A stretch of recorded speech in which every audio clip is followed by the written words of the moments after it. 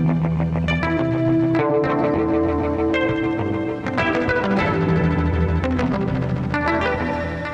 everyone, so it's almost Halloween time again, and I'm going to show you some face paintings that you could do so easily for Halloween. So for this particular face paint, we're going to make sure we do our lighter colors first, make sure we stay within our lines, and that everything is symmetrical. So let's get started.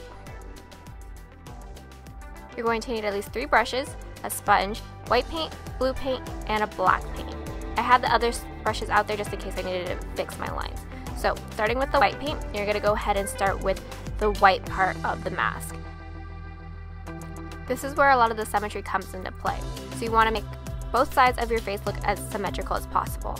Obviously, I have a dummy here, so it's a lot easier to work with, but for kids, it's a lot harder to try to get this on their face. So try to keep them as still as possible and let them know that it's okay and that you want them to look as best as they possibly can. So there's not any particular method that I use to paint this on. I just had the picture next to me and tried to match it as closely as I could. And obviously you want to start with the center first and work your way out so that way you get the most symmetry as possible. You'll also notice that I'm really close to this dummy's eye. So when you're painting a child, you might have to go a little bit further out just so you're not too close to their eye. And of course, to make your white pop out even more, you could go over it twice. But if you're happy with the first round of white, then you're set and you can skip this part. Moving on to the blue paint. So pretty much I took my sponge and I went on the outside of where the white is. For some reason, the sponge didn't work very well on the dummy. I think it's because it had the hairspray on it, and so it, as you can see, it's not very vibrant and the colors are just washing out and they're just all over the place. So when you usually paint a kid, it's a lot easier to use a sponge, as I demonstrated here, but I'm going to go ahead and go over this with a blue brush to fix the lines and to darken the blue.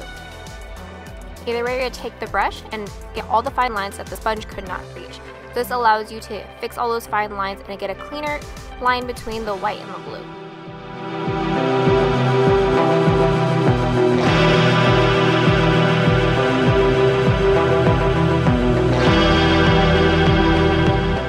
Lastly, we're going to take black.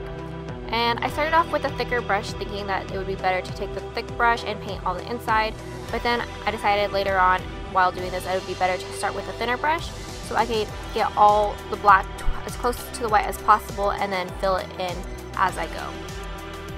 And that's pretty much it from here on out. You're going to fill in the rest of this blank space with black. You could also do silver around the mouthing area, which they have in the original picture of the samurai, but for the ease of doing this I just did the entire thing blue, but you could always add that in.